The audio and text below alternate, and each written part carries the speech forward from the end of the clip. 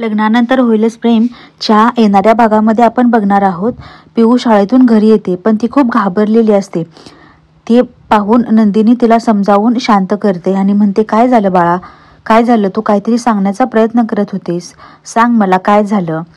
पण ती काही सांगायला तयार नसते. ती खूप घाबरलेली असते. तिच्या तोंडातून शब्दच फुटत नसतात. तिची ती अवस्था बघून जीवा एक सोल्युशन सुचवतो. जीवा म्हणतो की आता पिहूला एका चांगल्या काउन्सलरची गरज आहे, जेणेकरून आपल्याला कळून येईल की ती काय सांगण्याचा प्रयत्न करते.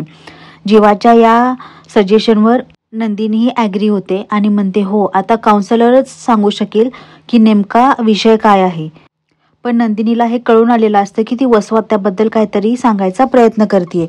म्हणून आता जीवा, नंदिनी, पार्थ आणि काव्या पिहूच्या रूममध्ये लपून बसलेले असतात. तोपर्यंत पिहू दार उघडते तर तिला समोर वसवात्या दिसते.